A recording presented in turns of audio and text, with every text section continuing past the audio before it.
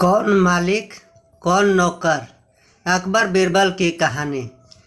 मित्रों, एक समय की बात है कि बादशाह के दरबार में एक अजीबोगरीब प्रकरण बादशाह अकबर के समक्ष आता है, जिसमें दो व्यक्तियों में ये पता लगाना होता है कि मालिक कौन है और नौकर कौन। दोनों ही मालिक होने का दावा कर रहे थे। अकबर यह काम बीरबल को सौंप देते हैं। बीरबल कैसे ये पता लगाता है, जानने के लिए पढ़िए पूरी कहानी। बादशाह अकबर के दरबार में उनका एक मंत्री दो व्यक्तियों को लेकर उपस्थित हुआ और सलाम करने के बाद बोला, जहाँपना, ये दोनों आज सुबह अपना झगड़ा लेकर मेरे पास आए। बहुत सोचने के बाद भी मैं समझ नहीं पाया कि इनका झगड़ा मैं कैसे सुलझाऊं। इसलिए दरबार में आपके सामने लेकर आया हूं। बताओ क्या मामला है, ये दोनों किस बात पर झगड़ रहे हैं? बादशाह अकबर ने पूछा। मंत्री बोला, हुजूर, इन दोनों के मुंह से ही पूरी बात सुन ले। फिर उसने उन दोनों को अपना अपना पक्ष रखने को कहा। पहला व्यक्ति बोला, हुजूर, मेरा नाम आमिर है।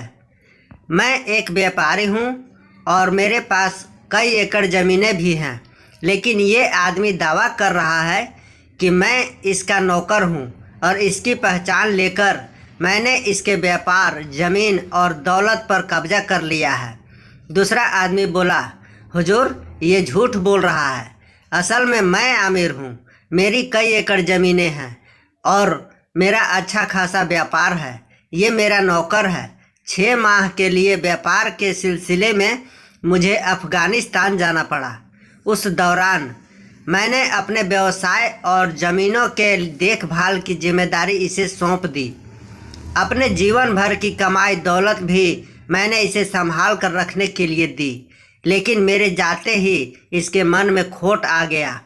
अब मैं वापस आया हूँ तो ये स्वयं को आमिर बता रहा है और कह रहा है कि यह व्यवसाय और ज़मीनों का मालिक है। इसने मेरी दौलत भी हड़प ली है। हुजूर, न्याय करें। अकबर पूरा प्रकरण सुनकर सोच में पड़ गए। फिर उन्होंने दरबार में उपस्थित मंत्रियों से पूछा, यहाँ ऐसा कोई है जो इस प्रकरण को सुलझा पाए? जो भी यह बताएगा कि इनमें से कौन मालिक है और कौन नौकर, उसे मैं सोने की 100 अशर्फियाँ इनाम में दूंगा। हमेशा की तरह बीरबल झट से खड़ा हो गया और बोला, हुजूर, मैं इस प्रकरण को अभी सुलझा सकता हूँ। फिर वह दोनों व्यक्तियों के पास गया और बोला, तुम्हें शायद पता नहीं कि मैं लोगों के दिमाग में चल रही बातें पढ़ सकता हूँ, इसलिए चाहो भी तो तुम दोनों मुझसे सच छुपा नहीं सकते। इसलिए बेहतरी इसी में है कि खुद सारी बातें सच सच बता दो। लेकिन दोनों में से कोई कुछ न बोला। तब बीरबल बोला, तो तुम लोग सच नहीं बताने वाले, ठीक है? अब ऐसा करो कि अपने पेट के बल ज़मीन पर लेट जाओ। मैं अपनी आंखें बंद कर तुम्हारे दिमाग में चल रही बातें पढ़ता हूँ। फिर मैं सबको बता दूंगा कि कौन सच्चा है और कौन झूठा। दोनों व्यक्तियों ने वैसा ही किया। बीरबल आंखें बंद कर कुछ देर ध्यान लगाने का स्वांग करने लगा। फिर आंखें खोलकर एक सैनिक को बोला, सैनिक, जाओ और नौकर का गला काट दो।